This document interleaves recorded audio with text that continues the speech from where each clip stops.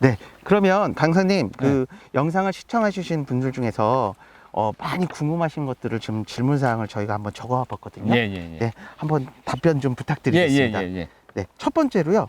비닐 안에 순에서 나오는 물방울로 서리 피해는 없었나요? 아, 이건 순에서 나오는 물방울이 아니고요. 우리가 이슬로 생각하시면 됩니다. 이슬은 항상 토양에 있는 수분이 이렇게 증발하면서, 새벽에 증발하면서 이 비닐캡 속으로 이렇게 들어가서 이슬이 맺히는 거고요. 서리가 왔을 때, 지난번에도 말씀드렸죠. 약한 서리가 오면 충분히 보호는 됩니다. 그런데 된 서리가 왔을 때는 장담을 못 합니다. 그래서 제가 교육 교재에는 아마 두 가지를 비교해서 아마 실어놨을 걸로 아는데, 그 교재를 보지 못하신 분들은 궁금해 하실 거예요. 우리가 일상적으로 영상을 유지한 날은 절대 서리가 오지 않기 때문에 피해가 별로 없다. 단, 우리가 그 3월에서 4월 넘어갈 때, 또 4월에서 5월 넘어갈 때 항상 서리가 많이 와서 냉해 피해를 많이 보신 농가들이 있는데 염려는 되시겠죠. 하지만 이 정도는 아마 충분히 커버할 수 있을 겁니다. 비닐봉지를 씌워 놓으시면. 네. 알겠습니다. 두 번째로요. 씌워 놓은 비닐봉지는 순이 밀고 올라오면서 자동으로 이렇게 올라가진 않나요? 그건 아닙니다. 절대적으로 아닙니다. 그래서 일단은 지금 이걸 한번 보시죠. 지금 뭉쳐 있지 않습니까? 이렇게 뭉쳐 있습니다. 그래서 이 순이 힘이 없어요. 원래가 순 자체 그대로 자연 그대로 성장되는 것인데, 이게 지작물이 없어야 지 마음대로 이렇게 활짝 펴지고 막 이렇게 자연스럽게 크는데, 이거는 우리가 어떻습니까? 좀 억지를 해놓고 상품화를 만들기 위해서 냉해 방지를 위해서 씌우는 것이거든요. 이게 지작물이 됩니다. 지가 못 올라와요. 이렇게 뭉쳐 있기 때문에 이걸 한번 춥게 올려줘야 됩니다. 지가 또 성장될 수 있는 공간을 만들어줘야 상품성이 좋게 정말 이렇게 성장을 하시죠. 그렇게 말씀드리겠습니다. 그래서 꼭 한 번은 꼭 춥게 올려줄 수 있는 그런 작업 과정이 있어야 되겠습니다. 또 세 번째 질문 드리겠습니다. 그 묘목을 심으면 이제 몇 년 후부터 수확이 가능할까요? 예, 1년입니다. 제가 작년 3월에 식기를 했다. 그러면 내년도 4월에 첫 수확을 할 수 있습니다. 단, 아들묘를 생산하지 않아요. 이거 같은 경우가, 이 나무 같은 경우가 작년에 보식을 해놓은 거거든요. 아들모가 없이 심었을 때 자른 부분이 여기에요. 곁순에서 견눈이 올라와서 이렇게 성장했어요. 그래서 목질부도 상당히 두껍게 잘 성장되는 그런 과정입니다. 그래서 1년이면 할 수 있습니다. 1년이면. 네 번째로요. 두릅은 평당 수입이 어느 정도일까요? 그건 정말 힘든 질문이거든요. 지역에 따라서 농장주가 어떻게 농사를 지었냐에 따라서 차이가 많이 있습니다만, 보편적으로 저희들이 봤을 때 7,000원에서 8, 9,000원 정도, 이 정도로 생각하시고 농사를 지으시면 되겠습니다. 다섯 번째로요. 식재된 두릅 품종은 어떤 품종일까요? 국립산림과학원에서 나오는 걸 보면 한 7, 8가지 정도 되더라고요. 근데 우리 지역에는 가시가 왕성하게 생성되어 있는 참두릅을 지금 심고 있습니다. 근데 일반적으로 순창 지역에서 순창 참두릅 이런 식으로 지금 홍보가 많이 돼 있고, 그래서 우리가 일상적으로 부르는 순창 참두릅이라고 부르는데, 실제로 보면 이건 참두릅입니다. 이 분류표를 보면 대분류로 봤을 때, 농작물의 재분류를 봤을 때 참두릅, 민두릅, 땅두릅 이렇게 분류를 하고요. 참두릅에서 쉐분류를 하면은 6가지 정도 종류가 나오는데, 그 부분은 우리가 육안으로 봐서 품종을 우리가 이건 뭐다라고 일반적인 사람은 잘 모르기 때문에, 일단 저희 남원 지역에서는 참두릅으로 지금 재배가 되고 있다는 것을 말씀을 드리고 싶습니다. 아들모, 자물을 좀 옮겨 심으면 뭐 안 되거나 뭐 주의할 점이 있을까요? 그것은 아닙니다. 아들묘가 생산됐을 때 작년에 교육자에 넣어서 줬는데, 그걸 뜯어서 옮겨 심을 수도 있습니다. 올해는 생산하지 못하고 내년을 위해서 생육이 돼야 되는 나무이기 때문에 큰 의미는 별로 없더라고요. 즉 다시 말하면 가을에 그 묘가 잘 생산된 놈을 다시 옮겨 심는다거나 다음에 묘목으로 생산해서 쓸 수 있도록 아들묘를 키워주시면 되겠다는 말씀을 드리겠습니다. 또 다음 질문입니다. 그 자른 가지는 그냥 버리는 걸까요? 아니면 물에 담갔다가 뿌리가 나오면 심으면 안 될까요? 네, 안 됩니다. 지금 삽목을 얘기하시는데, 삽목, 우리가 가지를 잘라서 땅에 심어 놓으면 뿌리가 나가지고 그것이 묘목으로 생산되는 삽목을 얘기하시는 건데요. 두릅나무 삽목이 전혀 안 되는 건 아니랍니다. 경험자에 의하면 한 200개 정도 심었는데 한 서너 개 정도 산다고 그래요. 삽목이 절대 안 되는 건 아니지만 생산성이 떨어지고 우리가 효과가 떨어지기 때문에 그건 필요가 없고요. 자른 가지는 지난번 교육자에 얘기했지만 이렇게 두루개나 고랑에 넣어놓으면 바로 부식이 돼버립니다. 이런 식으로 1년 정도 되면 부식이 됩니다. 그래서 다시 순환농법에 의해서 이 두루개에 깔아줘서 퇴비로 활용할 수 있으시면 되겠습니다. 네. 그다음에 다음 질문입니다. 수확 후 밑둥에서 이제 10cm 내외로 이제 전지를 하면 두릅 키가 허리뿐밖에 안 나옵니까? 그렇지는 않습니다. 수확 후 밑둥에는 10cm 내로 전지를 한다면 너무 높습니다. 너무 높고요. 보통 우리가 30cm, 20cm, 경우에 따라서는 뭐 임산물 국립과학원에서 뭐 50cm를 띄우라는 자료가 있더라고요. 근데 그건 아니고요. 제가 봤을 때 이 눈이 밑에서 올라올 수 있을 정도로 잘라주시면 됩니다. 여기서 한번 잘라볼까요? 지금 순이 하나 올라왔는데 이 정도 잘라주시면 됩니다. 눈이 밑에서 3개나 4개 정도 놓고 이렇게 잘라주시면, 이 자르실 때 기왕이면 옆에 곁가지와 부딪히지 않는 쪽에 눈이 있는 쪽으로, 그래야만 이 가지가 벌어지겠죠. 이 가지가 있는데 이쪽으로 눈이 뻗어진 것을 이게 쳐주면 야하고 싸우게 됐죠, 결국은. 그러니까 옆에 이쪽 눈이 또 있으니까 하는 것은 이렇게 제끼어 주시고 옆에 있는 것이 다시 이렇게 왕성하게 성장될 수 있도록 그렇게 전지를 해주시면 되겠습니다. 밑둥에서 3개 내지 4개 정도 넣고 전지를 해주시면 되겠습니다. 다음 질문 드리겠습니다. 튼실하고 두꺼운 이제 무게가 좀 나가는 좋은 품질의 두릅을 수확하려면 부실한 묘목은 전지하지 말고 2년 차에 수확하는 게 좋을까요? 또 토심이 땅심이죠. 부실하고 잡초에 시달린 묘목은 부실하게 성장해서, 이런 질문을 좀 드린다고 하네요. 네, 잡초가 있으시면 두릅이 먹어야 할 영양분을 다 뺏겨버리기 때문에 굵은 쪽과 이렇게 얇은 쪽이 이렇게 나오잖아요. 이렇게 여기는 좀 얇은 게 없는데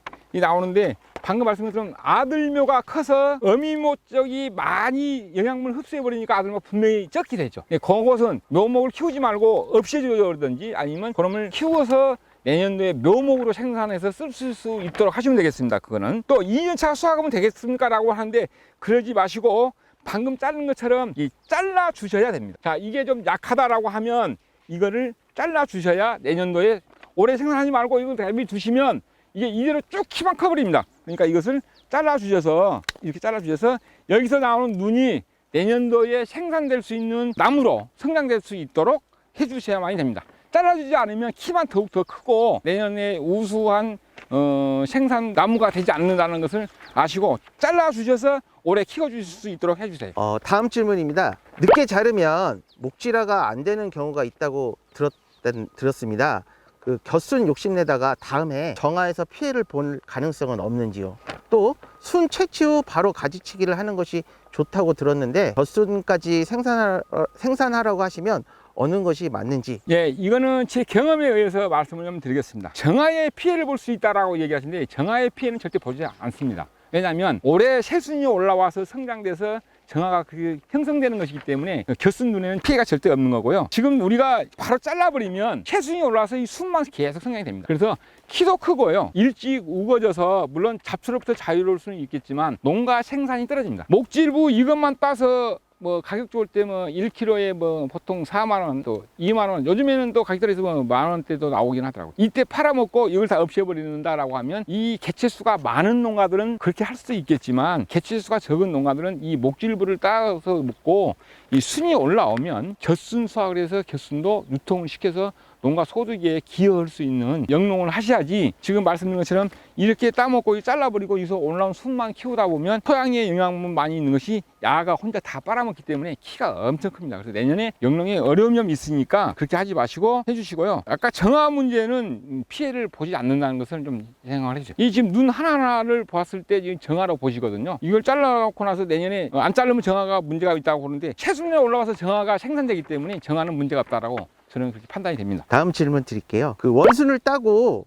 열흘 안에 원대 밑에 서너 개를 남기고 가지치기를 해줘야 한다고 들었는데요. 그래서 원순을 따고 열흘 정도 있다가 곁순을 딴다고 하시는데, 그러면 원순 전정을 언제 하면 좋을까요?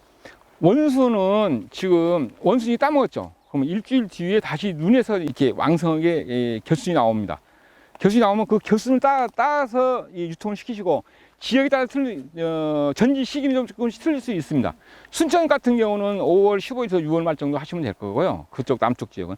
우리 남원 지역 같은 경우는 제가 작년에 보니까 5월 말에서 6월 15일 사이에 했거든요. 왜냐하면 곁순을 따먹을 때 땅속에 있는 영양분을 얘가 충분히 흡수해버리고 아들묘한테 갈 수 있는 영양분이 좀 적게 가니까 아들묘 성장이 늦어집니다. 그러면 내년에 아들묘가 커서 이렇게 성목이 될 때까지는 늦게 크기 때문에 이렇게 적정은 수준으로 큽니다.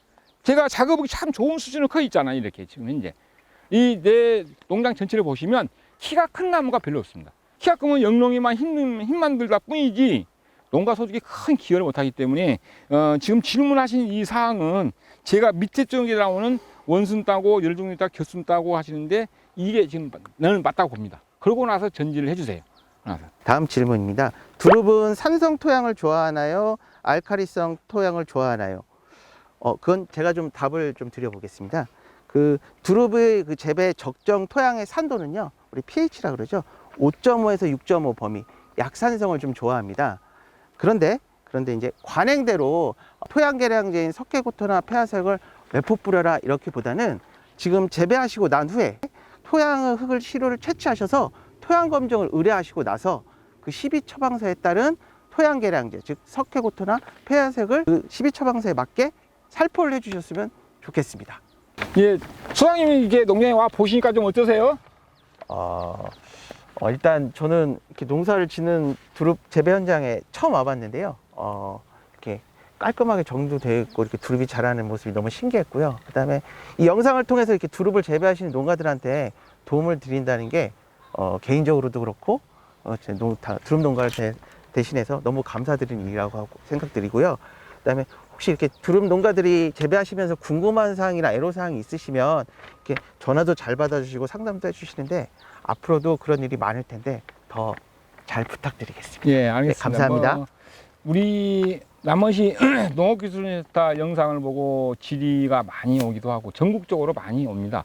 근데 이제 토양 부분도 오는데 제가 토양에는 깊은 지식이 없어서 답변을 못 드렸는데 우리 소장님 오셔서 토양의 분에 대한 그 답변을 잘 주셔서 고맙다는 말씀 드리고요. 저도 이걸 수확하고 나서 저는 가을에 낙엽이 진 후에 석회고토를 살포를 했거든요. 또 소장님 말처럼 pH 이 농도가 어느 정도인지도 모르면서 내가 대략 한 400평에 한 7% 정도, 그러면 2024 한 140kg죠. 140kg를 살포를 했는데 제가 그렇게 봤을 때 우리가 대충 농사를 짓는다, 눈찜장 농사를 짓는다, 이렇게 우리 농가한테 흔히 주고받는 말이고 흔히 그렇게 하거든요. 그래서 오늘 소장님이 와서 설명해 주시니까 저도 올해는 토양 산도 분석을 해봐가지고 정확한 처방전에 의해서 석회고토를 살포를 해야겠다 이런 생각이 들어갑니다. 살포하는 시기는 수확 이후 직후에 살포해 주시고 확실히 토양 분석을 해서 처방전에 따른 석회고토가 살포될 수 있도록 해주시면 좋겠다. 시청하신 분들도 꼭 그렇게 좀 해주시기 바랍니다. 네, 그럼 강사님, 저희는 지금 교육기관이라서 그 비닐캡 구매처나 포장 용기 또는 이제 묘목 구입처를 알려드릴 수는 없는데요. 강사님께 직접 핸드폰으로 여쭤보시거나 아니면 구매처를 이렇게 연락을 남기게 할 수 있을까요? 네, 그거는 저한테 직접 전화를 좀 주세요. 제 전화번호를 이 영상에다 오픈 시켜드릴 테니까 저한테 우리 교육기관에서는 이런 사업자 번호를 알려드릴 수 있는 그 어려운 점이 있기 때문에 제 핸드폰 번호를 오픈을 시켜주시면 저한테 연락 주시면 용기를 살 수 있는 것, 비닐캡 살 수 있는 곳, 묘목 구입처는 제가 정확히 가르쳐 드리겠습니다. 이상으로 그 선생님을 모시고 두릅 강의를 들어봤습니다. 네, 선생님 여태까지 이렇게 성의 있게 그 질문을 답해 주시고 강의해 주셔서 감사합니다. 예, 고맙습니다. 네, 이상 영상 마치겠습니다.